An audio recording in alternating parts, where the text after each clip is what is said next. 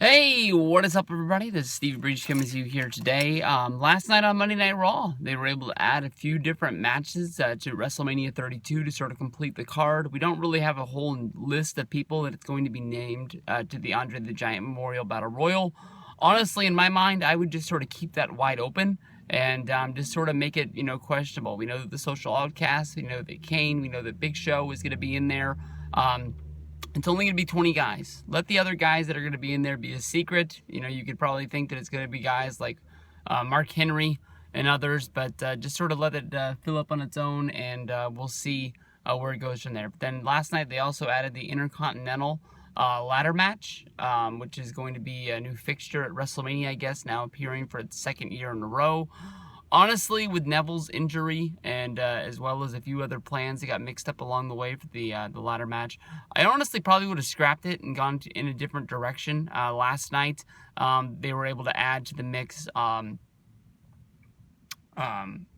Zack Ryder and Stardust are now in there, as well as with Dolph Ziggler, The Miz, Sami Zayn. I feel like I'm missing somebody else. But honestly, to me, when you add guys like Stardust, who hasn't really had a memorable feud since SummerSlam, and Zack Ryder, who honestly hasn't had a memorable feud since about 2011, you're sort of taking it down a peg. I know that you probably had a list of guys that you wanted to be in there.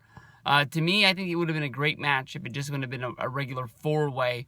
And then, years down the road, when you decide that you don't want to have an Intercontinental ladder match on the card, you won't have people complaining that, sort of like when the Money in the Bank disappeared for WrestleMania 27 because they had made their own Money in the Bank pay-per-view.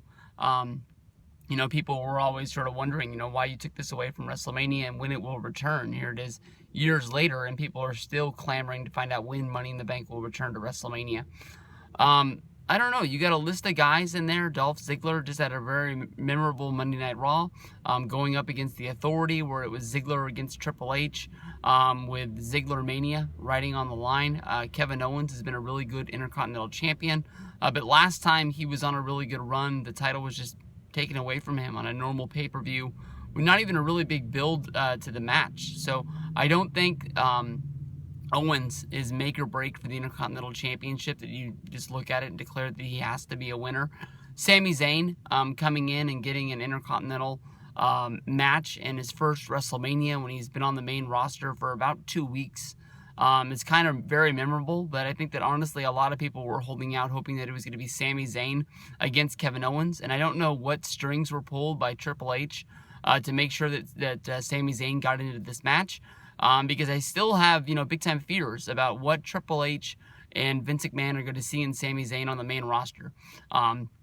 Triple H will probably think this is probably one of the most over guys, and think that he's a really good worker and he can really help out the main roster. And I think Vince McMahon's going to look at this guy and just think this guy is a total geek. And I know a lot of people are drawing comparisons between Sami Zayn and Daniel Bryan, but I don't think you can just go out there and say this guy needs to be this guy. Definitely, you can look at the push of Roman Reigns to the main event, trying to become the new John Cena, has backfired in WWE's face horribly. I like Roman Reigns. I think that I am a Roman Reigns guy. I don't mind if he wins the championship at WrestleMania and leads the WWE for the next couple of years. But there is a great number of fans. I think it would even be close to say that it's 60-40. There's a big, huge number of fans that hate Roman Reigns, that want nothing to do with this guy, that there's leagues of people that wish that this guy could turn heel and they would support him as the heel, but there's no way in the world they're going to like this guy as a babyface. Sami Zayn, to me, I don't think is going to be the next Daniel Bryan, because you can't just go out there and say, hey, we're going to hold you down and hold you down and hold you down and hope that the crowd gets behind you. I don't know what the crowd would chant. Are we supposed to chant ole, ole, ole like in Ring of Honor when he was El Generico, or are we supposed to chant Sami Zayn? It's going to be hard to get an organic Sami Zayn sort of fan push behind him to make him the man. You know, Zack Ryder and Stardust being added to this, you might as well just add Fandango to this. It just doesn't really make a whole lot of sense to what's going down. I don't think you can pick these guys as winners. Stardust, maybe last year at WrestleMania, I think some people might have thought that he had a chance to get a win here. But as of right now, I think a lot of people are just saying, I hope Stardust just kills the gimmick, goes back to being Cody Rhodes. We all love Cody Rhodes, but the Stardust guy is just a little bit far out there, and it just doesn't make a whole lot of sense. As of right now, I don't really know who to pick. Honestly, I think that my pick, if I was just being smart about it, would be Dolph Ziggler. And I think that he would be a part of the new WWE that Shane McMahon would be shaping up.